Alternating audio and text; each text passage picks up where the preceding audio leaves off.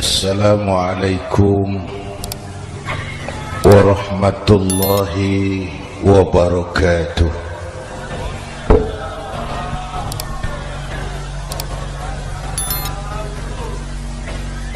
Alhamdulillahi wa kafa, wassalatu wassalamu ala Sayyidina Muhammadin al-Mustafa wa ala alihi wa ashabihi ahli sidki wal wafa, amma ba'd. Para ulama, para habaib, para masyayikh yang saya muliakan, yang terhormat Bapak Kapolres dan Bapak Dandim, Sahibul Bait, segenap keluarga besar Pondok Pesantren Raudhatul Muta'allimin Al-Aziziyah, bapak-bapak, ibu-ibu, hadirin hadirat ma'asyiral muslimin yang saya cintai. Saya bersyukur dapat menghadiri haflah Maulidin Nabiil Karim, dan saya bangga dan terharu dengan keberadaan Pondok Pesantren Raudhatul Muta'allimin Al-Aziziyah ini. Sekarang ini banyak orang bisa memberi contoh, tapi sedikit orang bisa menjadi contoh. Memberi contoh itu mudah, tapi menjadi contoh itu yang sulit. Oleh karena itu, pada kesempatan ini kita ingin mengambil contoh bagaimana Rasul melaksanakan perjuangan. Apa modal utamanya? Saya sampaikan 3 sajalah, mudah-mudahan selesai 10 menit. Yang pertama, modal utama perjuangan baginda Rasul adalah akhlakul karimah. Memperbaiki akhlak dengan akhlak.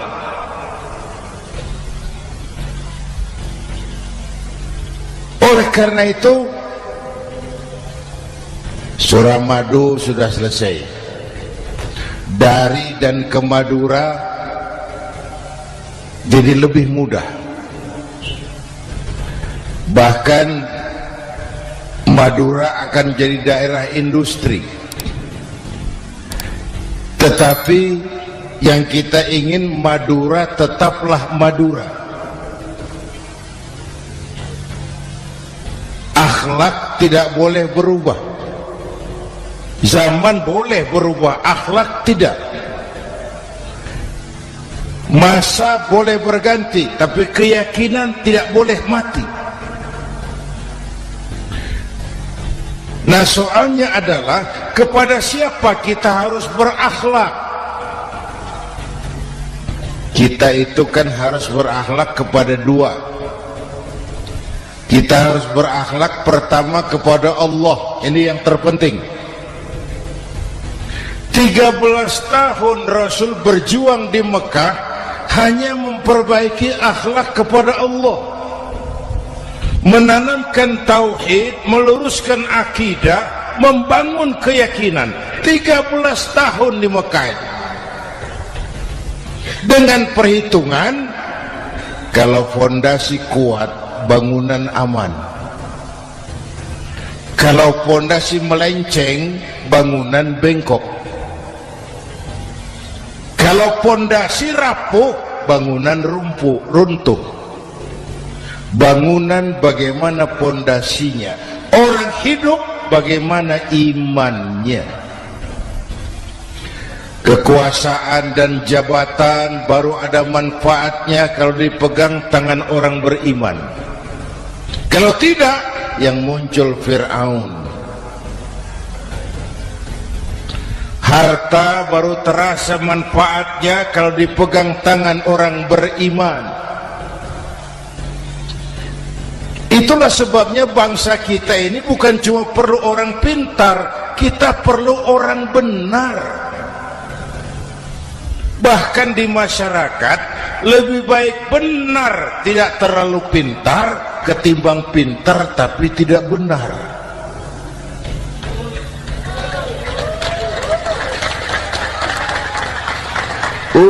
Kalau sudah pintar tidak benar, rusak rakyat juga. Disuruh ngurus beras, malah nimbun beras. Ya, disuruh ngurus laut, jadi bajak laut. Disuruh ngurus hukum, bikin hukum seperti pisau, tajam ke bawah, tumpul ke atas. Kalau yang kecil salah, hukum cepat-cepat ditegakkan. Yang besar salah, diam pura-pura tidak mengerti. Itu yang melukai rasa keadilan.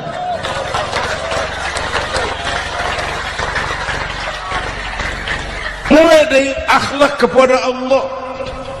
Bagaimana cara berakhlak kepada Allah? Caranya dua. Pertama, jangan menyekutukannya dengan sesuatu pun.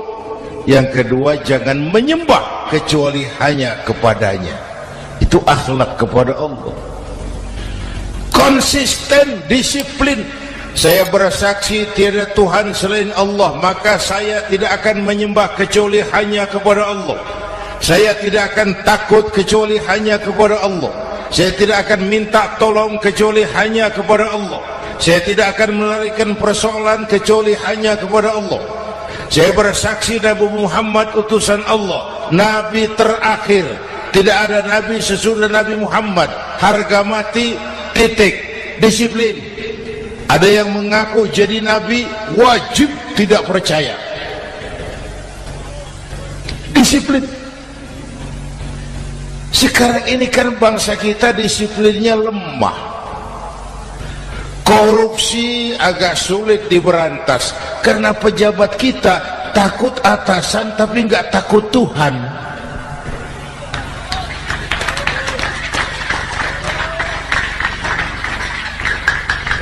Itu sama dengan anak muda naik sepeda motor ngebut, lampu merah jalan terus, di stop sama polisi. Break. Iya pak. Minggir. Siap. SIM ada pak. SNK ada pak. Tahu kau lampunya merah? Tahu pak. Kenapa lewat terus? Saya nggak tahu, ada bapak. Itu disiplin kita.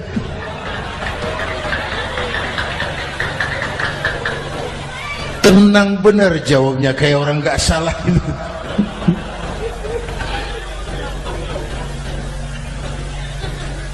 Iman. Apalagi belakangan ini saya sering bilang gini pak, ini humor tapi agak tasawuf. Orang yang paling tenang hidupnya itu tukang parkir. Coba lihat tukang parkir, walaupun mobil banyak, mereknya bagus-bagus, tidak pernah sombong. Tenang ini, tenang. Nanti mobil pergi satu demi satu, habis sama sekali, dia tidak sedih. Tenang. Mobil banyak tidak sombong, mobil habis tidak sedih. Apa rahasianya? Ternyata, nih tasawufnya di sini. Tukang parkir tidak merasa memiliki, tapi merasa dititipi. Oh, itu. Siapa saja yang merasa memiliki, bersiaplah kehilangan, dan itu menyakitkan. Tapi kalau merasa dititipi, jabatan, harta, anak, istri, semua titipan, hiduplah seperti tukang parkir. Pertama, titipan tidak boleh bikin kita sombong. Dititipi kok sombong, tidak pantas. Ya, Pak Zainuddin titip mobil ya, silakan. Yang punya mobil pergi, saya petatang peteteng. Tidak pantas dititipi kok sombong. Ada orang dititipi jabatan oleh Allah sombong. Dititipi sombong. Ada enggak pejabat sombong? Ada. Namanya Fir'aun. Itu pejabat-pejabat sombong anak buah Fir'aun semua. Dititipi harta oleh Allah jadi orang kaya sombong, sama tetangga ndak mau kenal orang lain, kecil semua, jalan ndak injak tanah, kuntilanak. Yang kedua penting, titipan harus dijaga baik-baik. Kalau tidak, yang nitip marah. Yang nitip marah. Pak, titip sepeda motor, silakan. Waktu diambil sepeda motor, kaca spion pecah, knalpot hilang, bemper hancur. Marah enggak yang nitip? Marah. Saya kan titip, kenapa enggak dijaga baik-baik? Dititipi harta oleh Allah jadi orang kaya, supaya bangun pesantren, bela yatim, santuni yang lemah. Pelitnya 17 setan. Yang nitip marah. Dititipi jabatan oleh Allah isinya korupsi saja, yang nitip marah. Nah, saya mau kasih lihat sekarang. Allah titip Indonesia. Allah titip Indonesia. Hai rakyat, ini Indonesia, aku titip, kata Allah. Sebentar, ada meja mau naik. Silakan Mas. Iklan. Ya, terima kasih. Jangan disangka kalau disediakan air teh pidatonya jadi lama. Dekorasi ini kok. Sampai mana tadi? Hai rakyat, ini Indonesia, aku titip, kata Allah. Ini negara besar dan kaya. Titipan ini ditebus dengan keringat, air mata, darah, dan nyawa. Ini bedanya. Malaysia memang merdeka, tapi diberi Inggris. Singapura merdeka, diberi Inggris. Indonesia merdeka, keringat, air mata, darah, dan nyawa. Ini negara aku titip, kata Allah. Ini negara besar dan kaya. Buminya subur. Di atas perut buminya segala tanaman hidup. Di bawah perut buminya ada gas, minyak, batu bara. Lautnya kaya, hutannya kaya. Kekayaan negeri ini harus digunakan bagi sebesar-besar kemakmuran rakyat. Itu amanat konstitusi. Disalahgunakan, dikorupsi, yang nitip marah. Yang nitip marah. Kalau dia marah, dia suruh makhluknya yang lain negur. Siapa? Merapi, Bromo, anak Krakatau. Itu Merapi demo, Pak. Kalau kita rakyat demo, anak buahnya Pak Danres turun. Tapi kalau Merapi demo, siapa yang mau ngatasi? Mbak Marijan. Selesai. Sekarang Mbah Marijan sudah kumpul sama Mbah Surip. di alam barzah sudah ketemu dia. Kata Mbah Surip, tenang Mbah Marijan, tak gendong, aman sudah, aman sudah. Saya mau bilang Merapi itu makhluk, Krakatau itu makhluk, Bromo itu makhluk. Tidak mungkin makhluk bergerak dengan sendirinya, pastilah ada yang menggerakkan. Maka baik-baiklah sama yang bikin angin supaya bertiupnya sesuai keperluan. Baik-baik dengan yang bikin air supaya datangnya sesuai kebutuhan. Baik-baik sama yang bikin gunung supaya meletusnya pelan-pelan.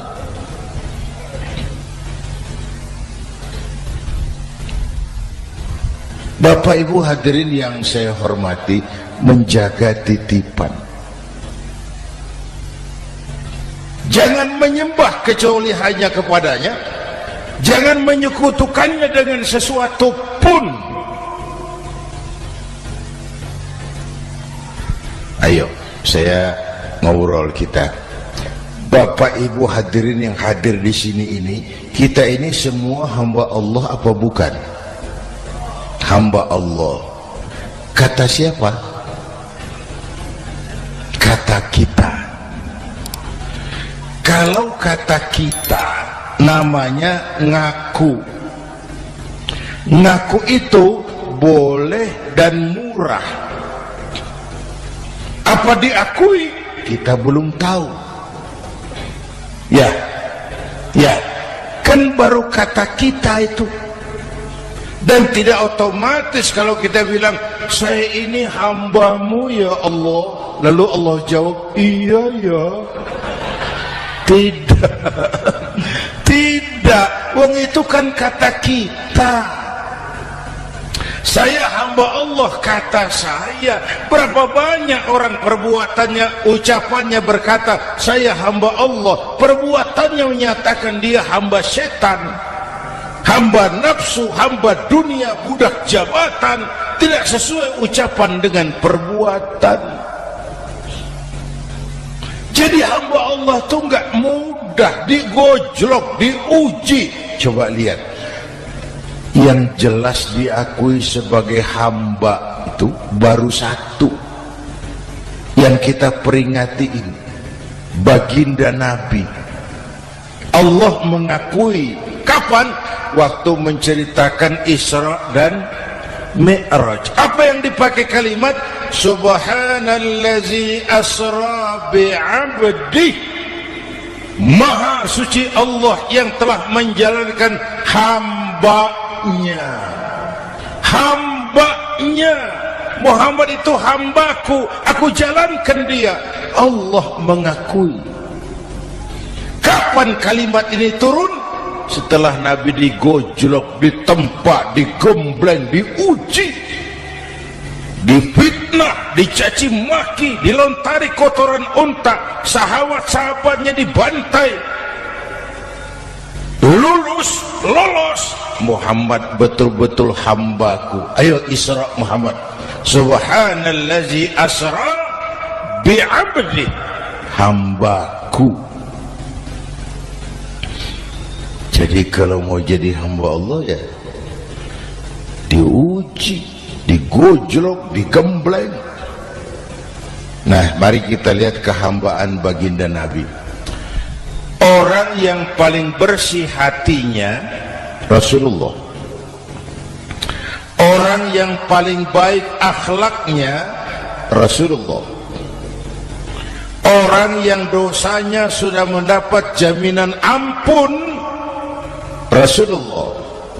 Tapi Rasulullah kalau sholat malam bengkak kakinya karena rajin sujud. Hati bersih, akhlak terbaik, dosa sudah diampuni. Tapi kalau sholat malam kakinya bengkak karena rajin sujud. Saya tahu di sini juga banyak yang kakinya bengkak. Cuma urusannya apa, itu urusan masing-masing. Pada tingkat seperti itu Rasulullah, saya perlu Allah, saya perlu Allah, saya perlu Allah. Yang 100 tahun kita bangun selesai oleh gempa 3 menit. Ya, yang 100 tahun kita bangun ternyata selesai oleh gempa 3 menit. Kita perlu Allah, kita perlu Allah. Makanya musibah itu kan kalau menimpa orang baik-baik namanya ujian. Kalau menimpa orang setengah baik itu paru-paru, yang bikin malaikat bingung. Sholat rajin, maksiat tekun, baca Quran mau, fitnah orang hobi, ngaji nyolong jalan terus. Untung di sini nggak ada yang begitu. Di Jakarta banyak, di sini insya Allah sama. Jakarta.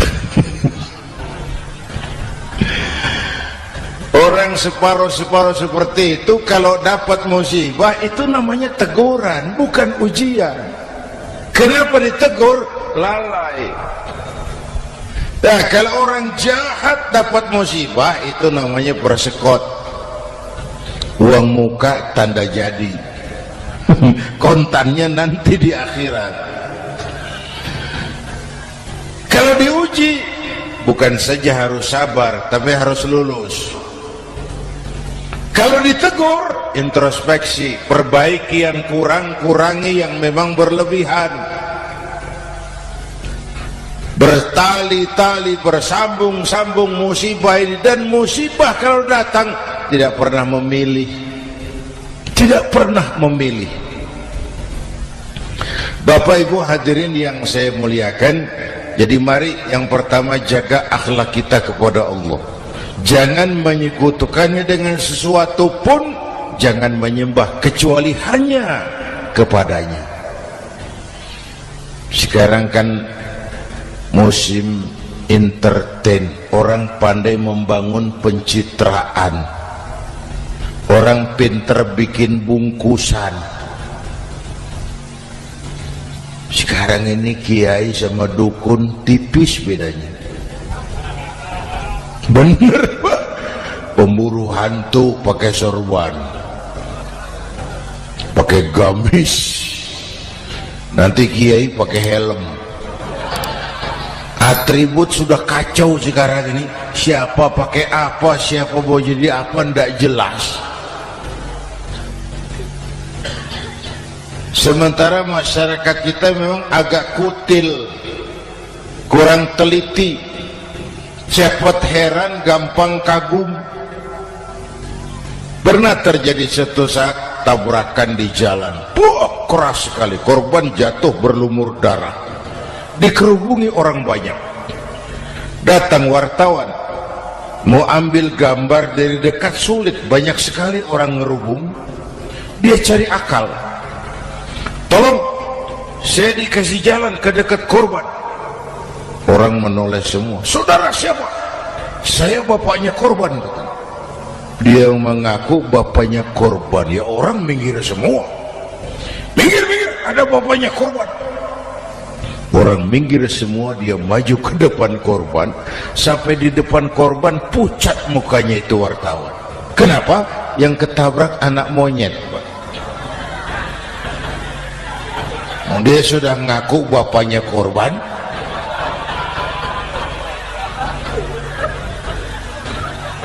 Ini cerita pendek tapi pesannya dalam. Kalau belum kenal benar jangan cepat-cepat ngakui. Ya, rakyat harus cerdas sekarang ini. Emas pasti kuning. Benar itu?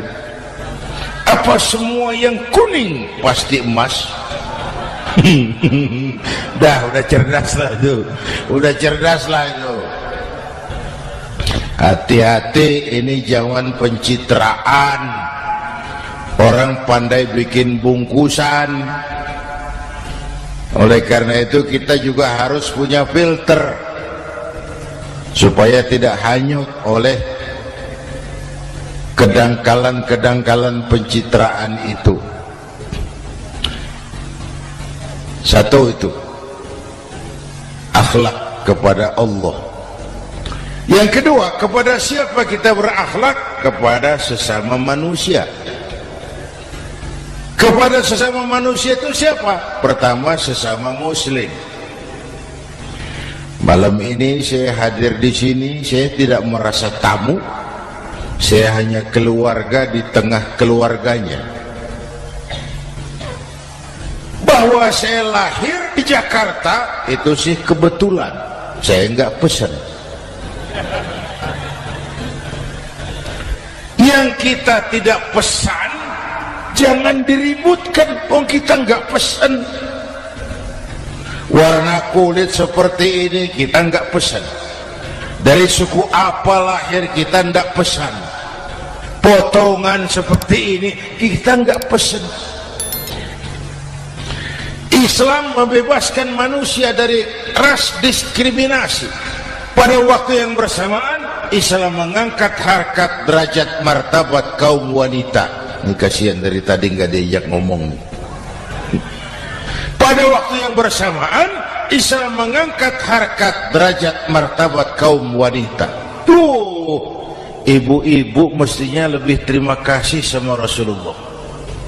Sebelum Rasulullah datang, nasib perempuan menyedihkan, dilecehkan, harganya murah. Sebelum Rasulullah datang, murah. Sebelum Rasulullah datang, murah. Coba lihat wanita sebelum Islam, sedih, dilahirkan hanya untuk melahirkan, alat pemuas nafsu. Kalaupun berperan, peranannya cuma segitiga, dapur sumur kasur, kasur sumur dapur, putar-putar di situ saja. Tidak usah di Arab, dunia. Di Jawa, raja-raja Jawa sebelum kenal Islam seenaknya ngumpuli perempuan kan, selirnya yang 30, 50. Sultan-sultan di Turki piara harem ratusan orang perempuan. Kaisar terakhir dinasti Ming Cina bangun istana 1000 kamar, istrinya 1000. Innalillahi wa inna ilaihi. Itu saya coba pikir, raja kalau istrinya 1000, kapan pakai kolor itu rajanya?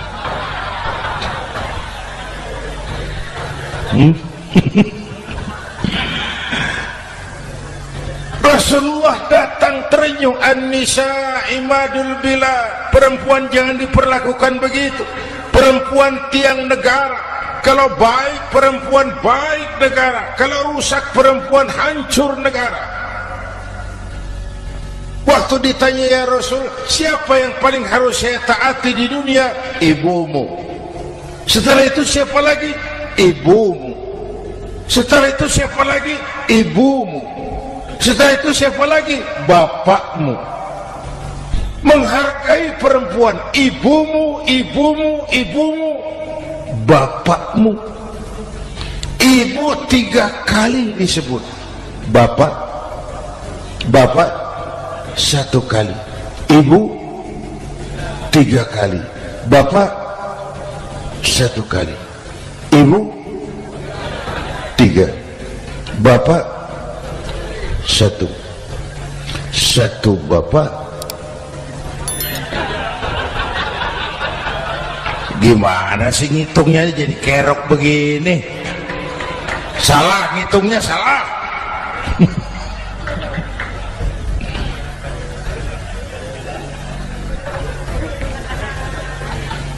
lalu dicairkan kehidupan kemasyarakatan di masjid. Masya Allah, masjid itu pendidikan demokrasi betul. Pertama, siapapun masuk masjid copot sandal, buka sepatu. Benar itu? Ini masyarakat yang mau kita bangun. Tidak ada warga negara kelas 1, semua sama. Lurah masuk masjid buka sepatu, rah.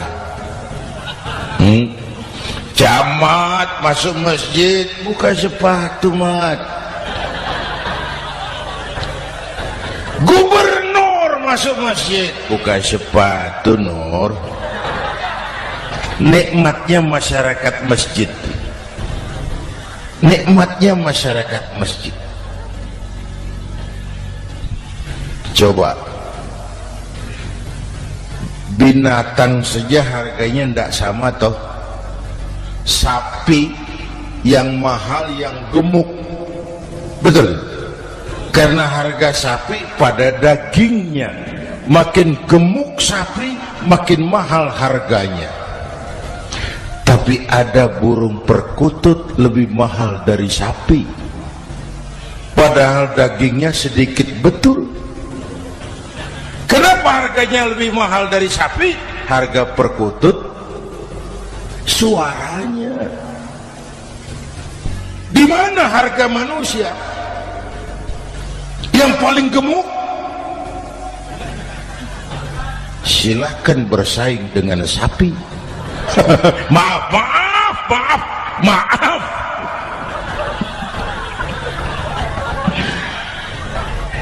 Inna akramakum indallah atqakum. Masyarakat masjid sudah coba sandal, buka sepatu, sudah masuk ke dalam sholat berjamaah. Kalau sudah ke dalam sholat berjamaah, tidak pernah kita usil dari mana orang datang. Yang penting kemana dia menghadap. Itu masyarakat masjid. Dari mana kamu? Dari kidul, Pak, madhab ngulon. Kamu dari mana? Dari lor, Pak, madhab ngulon. Kamu dari mana? Dari kulon, madhab ngulon juga. Ini kan konsep Bhinneka Tunggal Ika. Dari manapun orang datang, apapun warna kulitnya, dari suku apapun ia dilahirkan, kalau akidahnya sama, itu saudara kita. Lalu sholat berjamaah. Apa itu? Hidup bermasyarakat, berbangsa dan bernegara. Harus ada imam, harus ada makmum.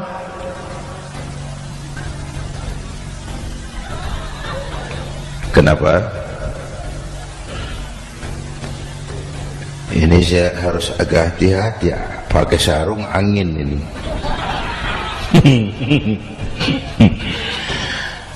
Apa tadi ngomong apa saya? Sholat berjamaah, bermasyarakat, berbangsa dan bernegara. Ada imam, ada makmum. Siapa makmum? Kita ini rakyat. Siapa imam? Para pemimpin negara. Apa bedanya? Imam harus dipilih, makmum nggak usah. Coba baca kitab fikih yang setebal apapun, nggak ada bab pemilihan makmum. Nggak usah, makmum nggak usah dipilih. Orang buta boleh jadi makmum, orang bisu boleh jadi makmum, tukang mabuk boleh jadi makmum, tapi tidak tiap orang boleh jadi imam. Imam harus dipilih. Siapa yang jadi imam? Pertama, a'lamuhum, orang yang paling alim di kampungmu, angkat jadi imam. Yang paling alim, bukan yang paling tua. Yang paling alim, tahu urusan, punya konsep, punya visi dan misi, mengerti negara ini mesti dibawa kemana, jalan keluarnya apa, angkat jadi imam. Pak, ada dua orang, Pak, alimnya sama, yang mana yang dipilih? Kalau ada dua orang alimnya sama, kata Nabi, afsahuhum, yang lebih fasih lidahnya. Apa artinya fasih? Nyambung sama rakyat, tahu apa yang dimaui rakyat, nyambung. Tidak sah orang fasih bermakmum kepada imam cedal.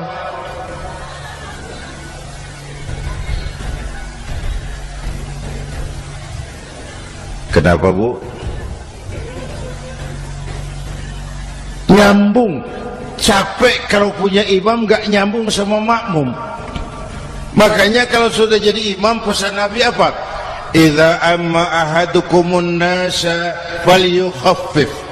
Kalau kamu jadi imam, ringankan sholat kamu, jangan terlalu panjang. Itu makmum tidak sama kekuatannya. Ada yang tua rentak, diri saja sudah gemetar. Ada makmum yang punya darah tinggi, kalau sujud lama kepalanya sakit. Ada makmum yang sudah janji habis sholat mau terima uang. Jangan kalau sudah jadi imam di kota, sholat isya berjamaah, rakaat pertama selesai Fatihah, Yasin, bubar makmum. Jadi imam jangan terlalu lama. Kayak Husni Mubarak tuh kelamaan jadi imam, 30 tahun, rakyat capek.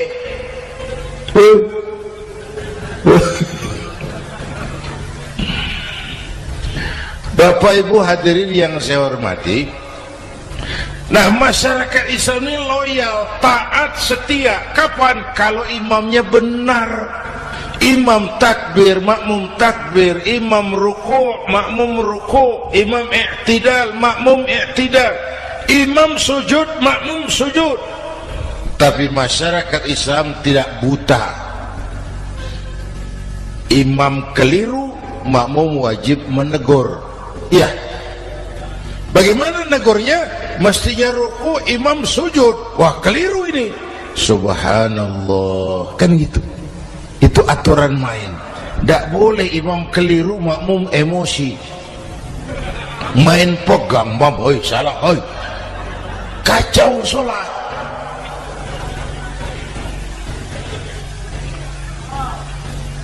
Imam buang angin,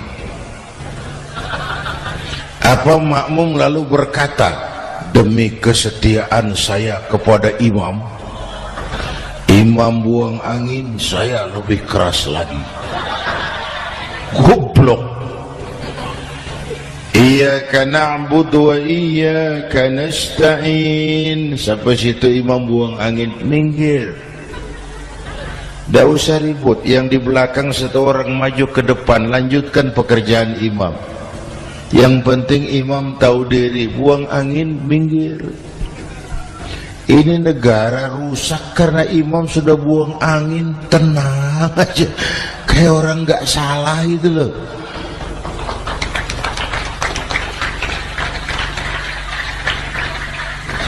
Selesai sholat dikasih tahu, imam tadi buang angin ya, sedikit. Apa kalau nggak sedikit lalu nggak rusak sholat itu? Nah, dalam berjaga akhlak kepada sesama, ayo kita jaga kesatuan, persatuan, kerukunan, kekompakan. Ini pesantren Raudhatul Muta'allimin Al-Aziziyah, ini aset kita.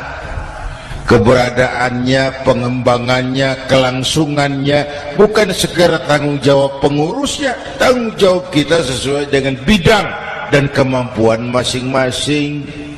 Yang punya jabatan bantu dengan wewenangnya, yang punya harta bantu dengan uangnya, yang punya tenaga bantu dengan tenaganya, yang bisa doa bantu dengan doanya, yang tidak bisa apa-apa bantu dengan diam. Diam saja lumayan loh itu membantu. Bapak Ibu hadirin yang saya hormati, saya ingat almarhum Panglima Besar Sudirman pernah bilang, kamu itu kalau mau menang harus kuat, kalau mau kuat harus bersatu, kalau mau bersatu hidupkan semangat silaturahmi. Mau menang harus kuat, mau kuat harus bersatu. Mau bersatu, hidupkan silaturahmi. Bapak Ibu hadirin, rukun antar umat seagama. Beda pendapat boleh, marah jangan. Kalau di Jakarta kan sekarang lagi musim apa itu, wahabi yang bid'ah, sedikit bid'ah itu. Saya sih bilang yang suka tahlil bagus, terusin. Yang nggak suka tahlil nggak apa-apa, tapi jangan mencaci maki yang suka tahlil. Orang yang mabuk masih banyak kok yang tahlil dicaci maki. Kita nih seperti orang kurang kerjaan. Waktu guru saya Hadratul Mukarram Kiai Haji Dr. Idham Khalid wafat, saya ajak orang baca Fatihah. Selesai, saya lagi duduk di belakang, seorang pengusaha nemui saya, Kiai, kenapa? Saya coba ingin kepastian. Apa? Orang yang sudah mati dibacakan Fatihah itu, apa pahalanya sampai? Saya bilang gini, Mas, kamu kalau nggak percaya mati aja dulu. Saya bacain Fatihah, tunggu di sono. Kalau nggak nyampe balik lagi nggak apa-apa.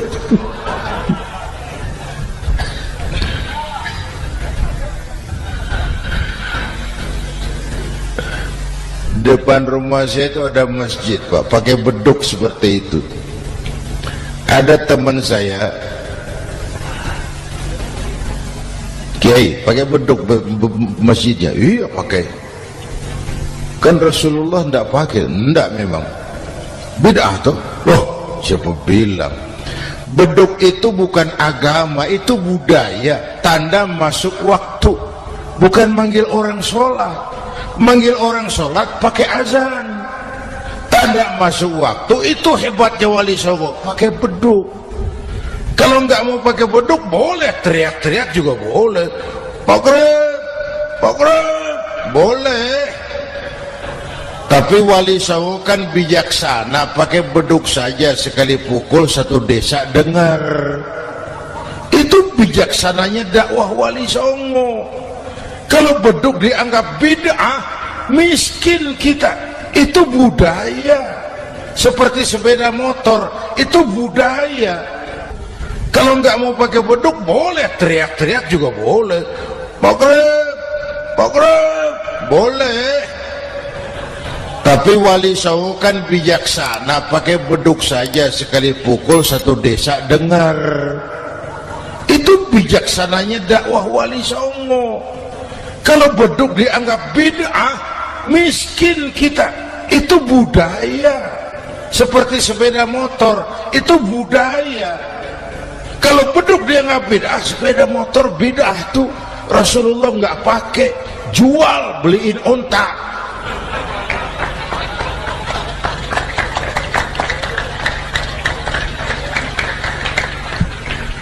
Ayo cari persamaan, jangan memperbesar perbedaan.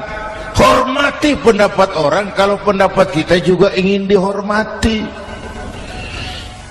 Kasus Ahmadiyah meledak lagi di Cikesik, Banten. Lalu pendekar-pendekar HAM menganggap itu tirani, mengganggu kebebasan beragama. Dia lupa bahwa Ahmadiyah masalahnya bukan kebebasan beragama, tapi penodaan terhadap agama. Kalau kebebasan beragama sih umat Islam welcome. Orang mau Hindu, mau Buddha, mau Kristen bebas memilih agamanya masing-masing. Tapi ini kan Ahmadiyah lain, ngakunya Islam tapi ada nabi lagi sesudah Nabi Muhammad, namanya Mirza Ghulam Ahmad, asal dari India. Saudara hadirin yang saya hormati, ini yang prinsip penodaan terhadap agama. Kalau nggak ngaku Islam nggak masalah. Supaya mau aman caranya cuma dua, Ahmadiyah jadi agama sendiri, karena Malaysia sudah melarang Brunei sudah, Rabitoh Alam Islami menyatakan aliran sesat. Saudi Arabia melarang pengikut Ahmadiyah pergi bikin haji. Dia dianggap non muslim. Cuma memang pemerintah kita nggak tegas. Kalau dari dulu dinyatakan dilarang, nggak akan ada lagi kasus-kasus seperti itu.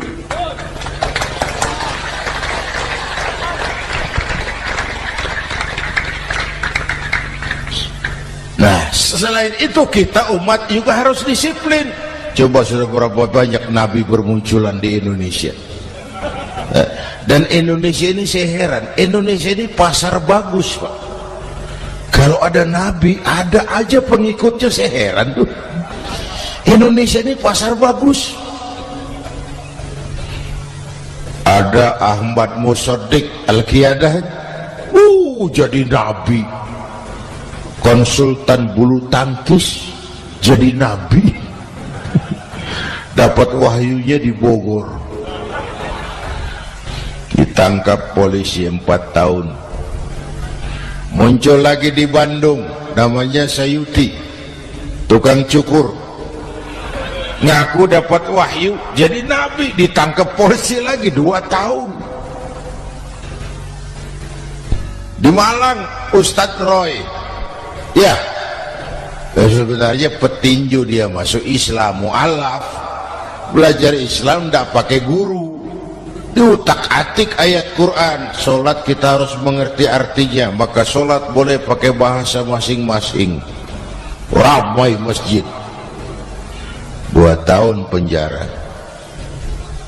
Di Jakarta muncul lagi Lia Edan, ngaku Jibril, ditangkap juga oleh polisi.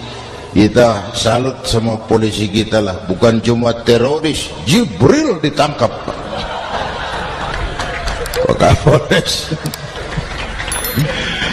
Saya bilang sama teman-teman polisi, untung dia ngaku Jibril, Pak. Coba kalau dia ngaku Israel, lebih gawat itu.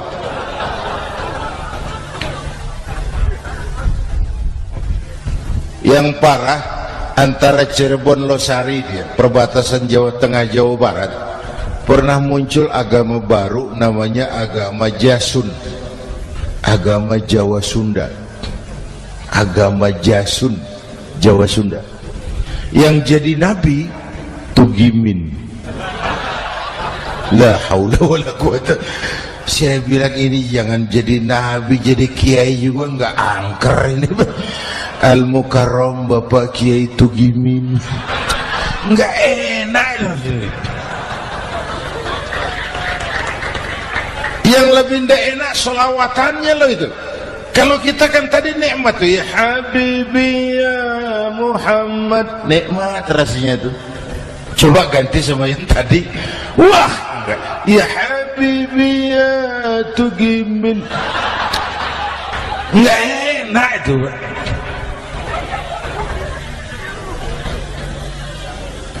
Jadi umat Islam itu sangat menghormati orang lain agama. Soal agama orang lain, lakum dinukum, awas hati-hati kalimatnya. Kita menghormati orang lain agama. Soal agama orang lain, lakum dinukum. Kita memang yakin cuma Islam agama yang benar, tapi bukan berarti kita boleh menghina agama orang lain. Kenapa? Kalau agama kita yang dihina, kita kan sakit hati. Orang lain sama dong. Itu sebabnya Allah berpesan, jangan kau caci maki Tuhan mereka, karena mereka akan balas mencaci maki Tuhanmu. Dan itu artinya mencaci maki aku, kata Allah. Jelas ini? Jelas? Justru karena umat Islam mayoritas di Indonesia, maka kerukunan antar umat beragama terjaga dengan baik. Kalau umat Islam mau main kasar, mau main kayu, mau main keras, Umat Islam ini 85%, yang lain pasti selesai. Saya jamin selesai. Tapi kan tidak. Kita sadar betul ini negara Pancasila. Kita sadar betul bahwa kita harus menghargai orang lain agama, menjaga kerukunan, rukun antar umat beragama. Yang ketiga, rukun antar umat beragama dengan pemerintah. Dulu kiai saya bilang, sultanun zulum khairum min fitnatin tadum. Pemerintah yang jelek pun sebenarnya masih lebih lumayan ketimbang tidak ada pemerintahan. Kalau itu ukurannya. Coba umpama nanti Pak SBY sudah terlalu pusing, lalu pengumuman jam 000, seluruh rakyat Republik Indonesia saya umumkan mulai malam ini tepat jam 000 pemerintah bubar. Ayo bayangkan seperti apa kita tanpa pemerintah. Hukum rimba, yang kuat menekan yang lemah, yang kaya merampok yang miskin. Rumah saudara dirampok, lapor ke polisi, kata Kapolres, maaf polisi baru bubar. Hak asasi diinjak-injak, lapor ke pengadilan, pengadilan bubar. Masih ada pemerintah saja yang kuat suka menekan yang lemah, apalagi kalau tidak ada pemerintah. Karena itu ulama dan umara dua pilar utama. Kalau kuat keduanya, kuatlah masyarakat. Kalau rapuh keduanya, maka rapuhlah juga masyarakat. Bapak Ibu hadirin yang saya hormati, ini yang kedua, kita harus berakhlak kepada sesama. Yang ketiga, kepada siapa kita harus berakhlak? Kenapa? Iya, saya cuma lihat jam. Yang ketiga, kepada siapa kita harus berakhlak? Kita ini harus berakhlak kepada makhluk Allah yang lain di luar manusia. Kepada air kita harus berakhlak loh Pak. Saya dulu remaja ngaji fikih, kiai ngajar makruh buang air kecil di tanah yang berlubang. Saya protes, kenapa makruh kiai? Pertama, untuk kesehatan. Siapa tahu di lubang yang kau kencingi ada gas beracun. Kalau tidak kiai, kalau tidak maka artinya kau harus melindungi binatang yang ada di dalam lubang. Siapa tahu di lubang yang kamu kencingi ada semut sedang rapat membahas masalah Mesir. Apa dosanya lalu mati dikencingi? Ini namanya rahmatan li semut.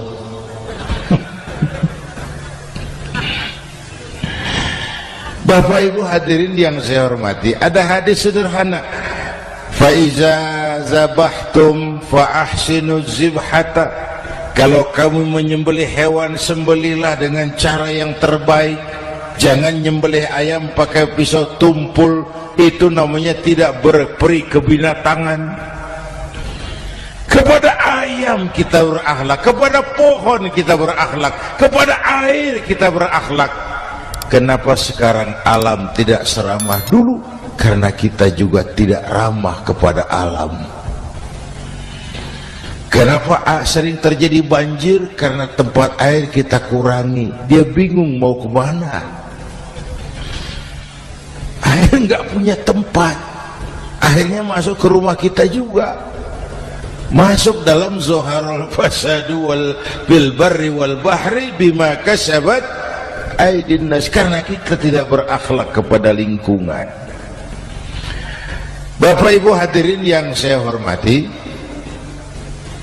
jadi itu yang pertama, modal utama perjuangannya akhlakul karimah. Mau sukses, utamakan akhlak. Industrialisasi boleh terjadi di Madura, Jalan berhotmik licin, oke. Listrik masuk desa, alhamdulillah. Tapi akhlak jangan berubah, akidah jangan goyah.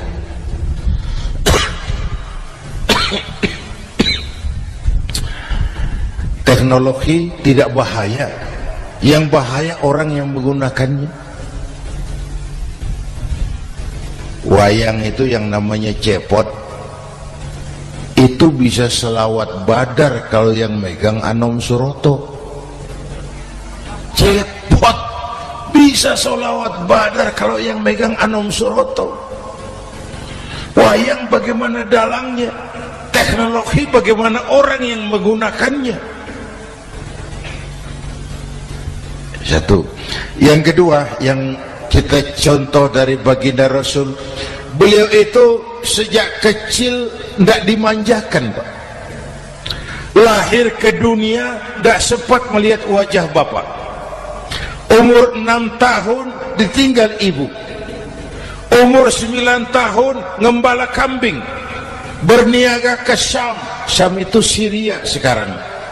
Umur 9 tahun bisnis lintas negara dari Saudi ke Syria.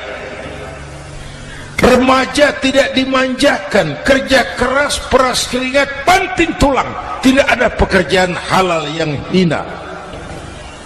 Lahir pribadi yang tegar, mental yang tahan banting, manusia yang tidak cengeng karena sejak kecil ditempa oleh kesulitan. Jadi gini, orang itu kalau biasa susah, ketemu susah, ndak kaget, Pak. Mentalnya kuat. Saya santri biasa makan kangkung, datang ke rumah teman dikasih kangkung, loh makanan saya ini, dikasih daging ayam, nambah. Orang tuh kalau biasa susah enak. Saya santri biasa tidur di masjid, disuruh nginep di hotel, pules, Pak. Tapi yang biasa tidur di hotel suruh nginep di masjid, encok. Hidup ini perjuangan, mau sukses harus berani susah. Jangan seperti dulu di cerita santri, ada santri beternak lebah, ambil madunya itu. Satu hari dia mau periksa sarang lebah, naik ke pohon pakai tangga, pakai sarung, biasanya santri. Dia lupa tidak pakai celana dalam, naik pohon periksa, entah bagaimana terpegang sarang lebah itu, berhamburan lebahnya keluar, salah satu masuk ke sarungnya, tergigitlah Al-Mukarramnya itu. Dia menjerit, aduh, jatuh, berguling ke bawah. Sudah lama jatuh, dia buka sarungnya, dia lihat bengkak. Karena bengkak kan jadi besar, sedang juga dia. Dia berdoa, ya Allah, hilangkan sakitnya, biarlah bengkaknya. Ini kan, ini doa orang nggak konsekuen. Bengkak dan sakit itu paket. Mau bengkak ya harus berani sakit. Masa sakitnya bengkaknya mau, sakitnya nggak mau. Itu satu tuh. Yang kedua, kita ini sering kalau punya cita-cita sering seperti rapat tikus. Satu hari sekelompok tikus rapat paripurna tikus untuk mengantisipasi bahaya kucing. Bagaimana supaya kucing itu jangan lagi mengganggu kita? Akhirnya ada yang mengusulkan begini, bagaimana kalau di leher kucing kita gantungkan lonceng, supaya kalau dia datang dari jauh suaranya sudah kedengaran dan kita bisa lari menyelamatkan diri. Wah, cerdas loh. Setuju. setuju semua, setuju, bagus. Nah, oke.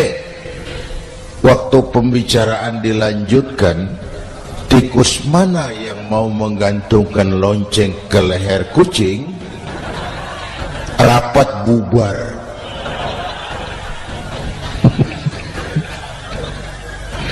Setuju, akur. Iya. Waktu kerja selesai.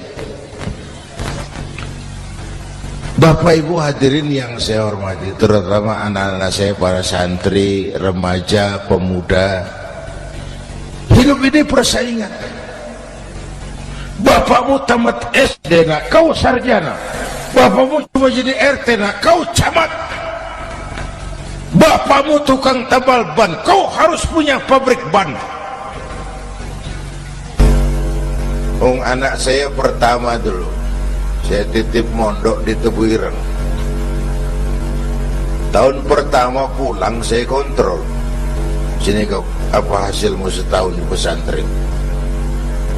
Dia sodorkan saya sebuah piagam penghargaan juara lomba pidato di pondoknya. Saya heran, ini anak di rumah jarang ngomong, kok bisa jadi juara pidato? Saya tanya, kamu bisa pidato, apa yang dipidatoin? Dia bilang, kan kaset ayah dihafalin. Ya saya ketawa juga, waktu itu dia masih anak-anak. Baiklah, tapi apa cita-citamu? Saya kepengen seperti ayah. Wah, kau ini salah. Kalau aku ayahmu di matamu, menurutmu hebat, mestinya kau 10, 100, 1000 kali lebih hebat dari orang-orang yang kau anggap hebat. Karena tantanganmu akan lebih berat dari tantangan yang aku hadapi sekarang. Kalau kau sama dengan aku, kau ditinggalkan zaman karena kau tidak mampu menjawab tantangan zamanmu. Bapak Ibu hadirin yang saya hormati, persaingan tajam, tantangan makin berat. Oleh karena itu diperlukan semangat yang dicontohkan Nabi. Kerja keras, peras keringat, banting tulang. Tidak ada pekerjaan halal yang hina. Sejak kecil ditempa oleh kesulitan. Asal jangan seperti saya tadi ngobrol sama teman-teman, sekarang ini di negara kita banyak politisi miskin negarawan. Pejabat-pejabat kadang-kadang kalau melihat rakyat tuh komentarnya nggak berpihak kepada rakyat. Saya ingat waktu Mentawai dihantam gempa, Nias hancur, infrastruktur hancur, rumah rakyat luluh lantak. Ketua DPR Pak Marzuki Ali bilang, bagaimana itu rakyat? Ya itu resikonya punya rumah di pinggir laut. Waduh, ini bukan komentar pemimpin, rakyat lagi susah kok dibilang kayak gitu. Saya prihatin dengan ucapan kayak gitu. Waktu cabai 100.000, di sini berapa sekarang? Sama ya. Waktu cabai mahal, ada pejabat bilang, rakyat suruh nanam cabai aja di halaman rumahnya. Ini kan gak solutif dan gak cerdas. Cabai naik, rakyat suruh nanam cabai. Nanti beras naik, rakyat suruh nanam padi. Yang saya khawatir kalau telur mahal, apa rakyat suruh betelur gitu? Ini kan gak cerdas dan gak solutif. Bapak Ibu hadirin yang saya hormati, apalagi tadi sudah saya bilang di awal, kita ini bangsa yang ditempa oleh kesulitan. Mau merdeka saja dengan keringat, air mata, darah dan nyawa. Kita tidak boleh cengeng menghadapi kesulitan ini. Tegar, tahan uji, tahan banting, dan seterusnya. Itu hal yang kedua. Yang ketiga, terakhir, Rasulullah itu sosok yang ibadahnya luar biasa. Tadi sudah saya jelaskan sebagian. Ibadahnya luar biasa. Ayo kita bantu keamanan negeri kita ini dengan apa? Istighfar. Wa ma kana Allahu mu'adzibahum wa hum yastaghfirun. Allah tidak akan turunkan bencana selagi di tengah mereka masih banyak orang-orang yang istighfar. Rasulullah yang dosanya sudah diampuni sehari 100 kali istighfar. Ayo kita ngobrol ini. Pak,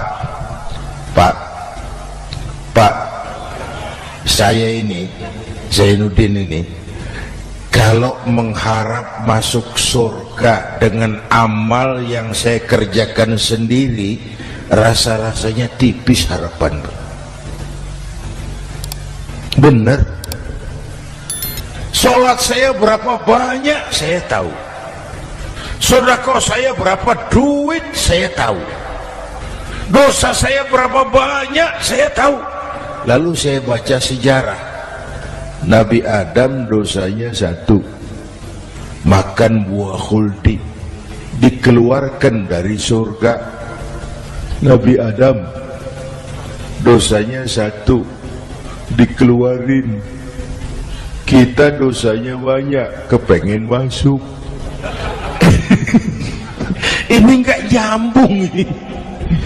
Nabi Adam dosanya 1, dikeluarin dari surga.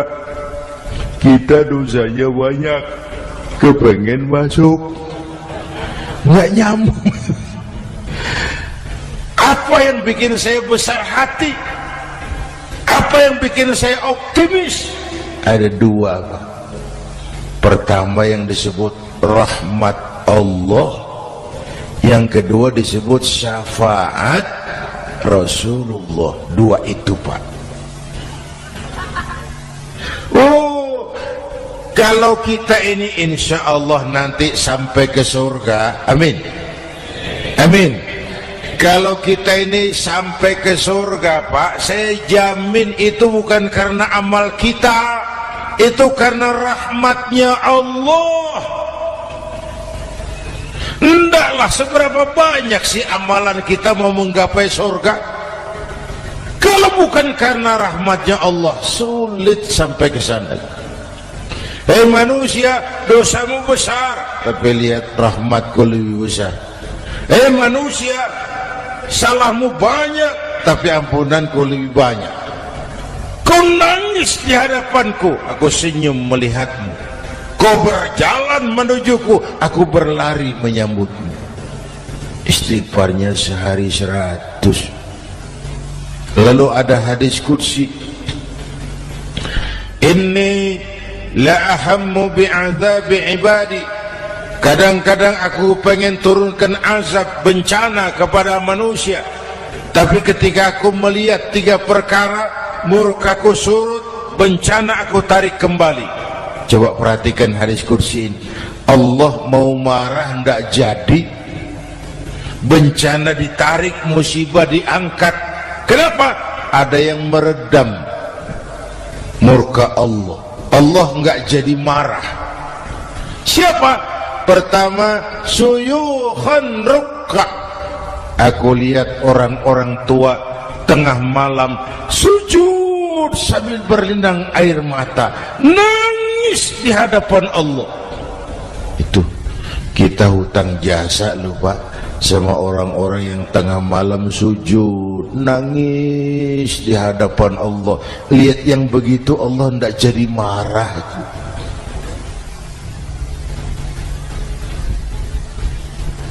Saya tahu bapak-bapak, ibu-ibu kan suaminya sering bangun tengah malam, ya Bu, kencing, bikin bingung malaikat. Sudah mau ditulis tahajud, kencing doang.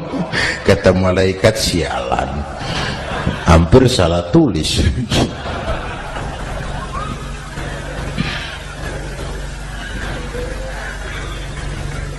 Aku lihat orang tua tengah malam sujud sambil berlinang air mata.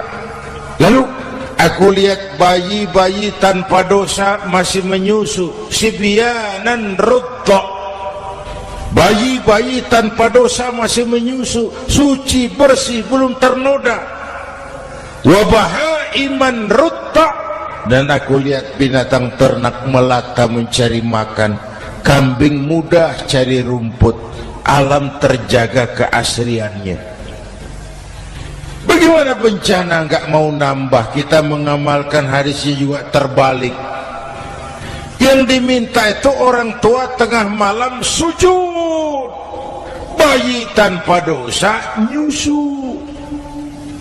Sekarang bayi tanpa dosa dibuang ke tempat sampah gara-gara orang tua tengah malam nyusu. Terbalik namanya.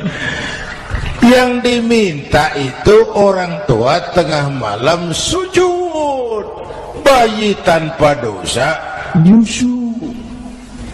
Ini bayi tanpa dosa dibuang ke tempat sampah gara-gara orang tua tengah malam.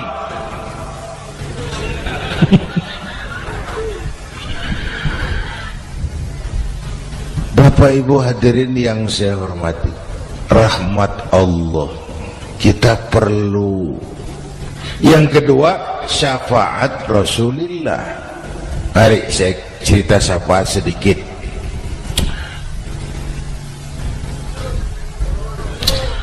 Ini sudah jam 00:05 ya. Ini kalau hitungan Indonesia ini sudah ganti hari. Jadi inilah ceramah terpanjang di dunia. Bayangkan saya pidato dari hari Selasa sampai hari Rabu.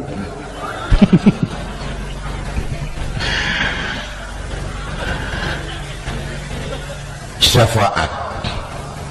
Agak saya singkat ceritanya. Nanti itu Pak, setelah alam ini hancur sehancur-hancurnya, bumi gempa, gunung meletus, air laut tumpah ke darat, halilintar menyambar, planet-planet bertabrakan, semua yang hidup mati bareng tanpa persiapan, termasuk malaikat mati. Yang tinggal cuma Allah sendirian. Yang lain hancur semua, tinggal Allah sendirian. Allah patroli, berseru-seru, limanil mulkul yaum, ahai, siapa penguasa hari ini? Mana Fir'aun yang ngaku Tuhan? Nongol kalau memang Tuhan. Mana Abrahat? Mana Namrus? Mana itu Benito Mussolini? Mana itu Adolf Hitler? Mana itu Hosni Mubarak? Penguasa-penguasa yang ngaku berkuasa, nongol kalau memang penguasa. Gak ada yang jawab Pak, semua sudah rebah. Allah lalu berkata, la ilaha illa ana. Ternyata tidak ada Tuhan lain selain aku. Allah sombong waktu itu. Kalau Allah sombong itu pantas. Hadis kursi mengajarkan al-kibriya'u libasi. Sombong itu pakaianku, kata Allah. Cuma aku yang pantas pakai. Kamu manusia nggak pantas pakai pakaianku, kebesaran. Pakaian Allah mau dipakai. Sombong itu pakaian Allah, cuma Allah yang pantas pakai. Nanti itu yang pertama dihidupkan bukan kita, malaikat dihidupkan lebih dulu. Tiupan pertama, malaikat hidup semua. Diatur panitia akhirat. Yang nyambut tamu siapa, yang pimpin marawis siapa, Malik, siap, sediakan neraka. Aku mau bakar itu bajingan-bajingan tengik yang waktu di dunia nggak mau sujud, jauh dari ulama, tinggal di masyarakat jadi biang kerok, sama yatim kejam. Sediakan neraka. Baik. Ridwan, iya, sediakan surga. Aku mau balas hamba-hambaku yang waktu di dunia rajin sujud, dekat dan cinta kepada ulama, santun kepada yatim, suka menolong orang yang memerlukan pertolongan. Baik. Jibril, Mikail, iya, ke surga. Untuk apa ya Rob? Ambil kendaraan bernama Buraq, turun ke alam, cari di mana kubur kekasihku Muhammad, bangunkan dari kuburnya, bawa ke surga. Turun Jibril dan Mikail, cari kubur Nabi. Wong alam sudah hancur-hancuran, jangan cari kuburan, cari bangkalan aja nggak ketemu. Bingung dua-dua. Jibril, sebelah mana kubur Nabi? Nggak tahu Mikail. Lalu dua-duanya sujud mohon pertolongan Allah. Dengan izin Allah terbuka kubur Nabi. Allahumma sholli alaihi wa ala alihi. Bangun dari tidur seperti orang bangun dari kubur, seperti orang bangun tidur. Nabi mengusap mata, menoleh ke kanan Jibril, menoleh ke kiri Mikail. Lalu tanya, ayu yaumin hadza ya Jibril? Ini hari apa Jibril? Ini hari apa? Hadza ma wa'ada ar-Rahman. Ini hari yang dijanjikan Allah Muhammad. Ini kiamat. Kiamat Jibril? Kiamat. Jibril, kalau memang ini hari kiamat, aina ummati? Umat saya mana Jibril? Umat saya mana? Allah karim. Belum pernah saya lihat di dunia ada satu pemimpin yang begini besar cintanya kepada umatnya seperti baginda Rasul. Dari dunia sampai akhirat beliau cinta kita. Dari dunia sampai akhirat beliau bela kita. Bangun dari kubur, tahu hari sudah kiamat, yang pertama ditanya, aina ummati? Umat saya mana Jibril? Kita yang ditanya. Kalau saya yang pertama dibangkitkan dari kubur, lain pertanyaannya. Ini hari apa Jibril? Kiamat Zainuddin. Oh, bini saya mana Jibril? Nabi enggak tanya Khadijah wala Fatimah wala Aisyah, aina ummati? Umat saya mana Jibril?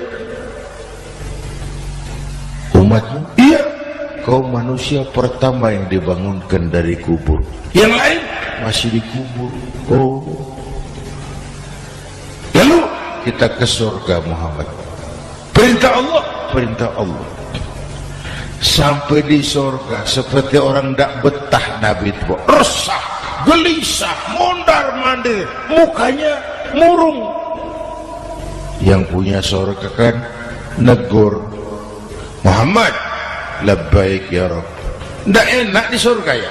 Enak. Kok kamu seperti orang nggak kerasan gitu, resah, gelisah? Kenapa? Saya teringat umat saya ya Allah. Umat saya bagaimana nasibnya? Iya, saya sudah enak di DPR. Salah. Saya sudah enak di surga, gaji cukup, kursi empuk, dapat mobil dinas. Nggak. Umat saya yang waktu kampanye kepanasan itu gimana nasibnya itu?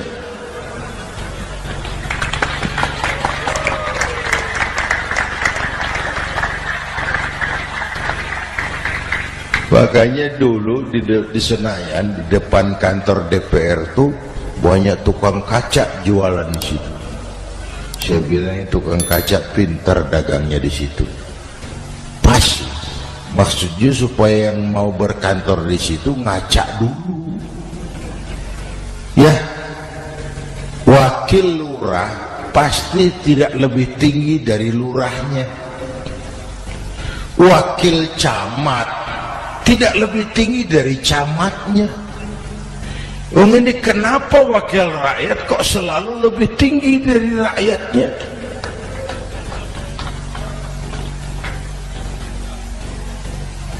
Kan yang memberikan mandat kita rakyat.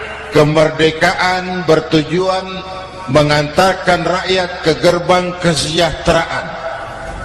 Lalu rakyat mempercayai tugas itu kepada pemerintah dan wakilnya di DPR. Saya percayakan kamu mengantarkan rakyat ke gerbang kesejahteraan. Itu amanat Undang-Undang Dasar.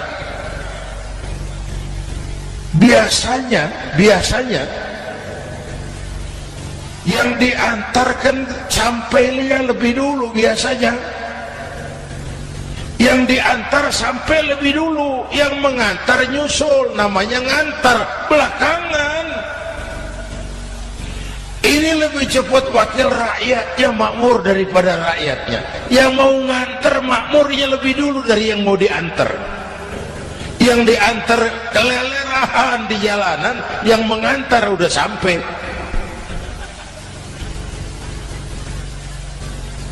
Jadi bagaimana Muhammad? Saya minta izin mau keluar, tengok saya punya umat. Okay? Saya potong ceritanya. Saat manusia dibangkitkan dari kuburnya masing-masing, Masya Allah, Masya Allah, saya nggak sanggup bayangkan jumlah manusia yang hidup di muka bumi sekarang kan 6 miliar. Cina berdua, India 2,5 miliar. Cina 1,5 miliar, India 1 miliar rakyatnya. Berdua sudah 2,5 miliar. Itu kalau kencing bareng banjir besar. Bayangkan manusia dari awal sampai akhir berapa puluh miliar kumpul di padang mahsyar. Subhanallah. Sibuk, panik, bingung mau disidang di hadapan Allah. Sebagian kumpul di pojokan berunding, kita mau disidangi. Terus ayolah kita cari bantuan. Kemana? Adnan Buyung. Begini. Kita ini kan anak cucu Nabi Adam. Pantas dong kita minta tolong sama beliau. Yuk, setuju. Berangkat cari Nabi Adam. Ya Adam, anta abal bashar. Adam, tuan datuknya manusia. Kami cucu kamu, anak turunan kamu mau disidang. Tolong kami Adam, tolong. Kata Nabi Adam, Quraisy mas, rombongan Jawa. Aku naik mumet lagi sama Nabi Nuh saja. Nuh bilang, tidak bisa. Saya juga punya masalah, pernah minta obat ditenggelamkan. Ibrahim barangkali. Semua Nabi hand up, angkat tangan. Dikala itu, yauma la yanfa'u malun wala banun, di mana harta tidak ada lagi artinya, anak-anak tak jadi beban, tiap orang sibuk dengan urusannya sendiri-sendiri. Saat itu ada satu pemimpin, Allahumma salli alaihi wa ala alihi, diizinkan Allah.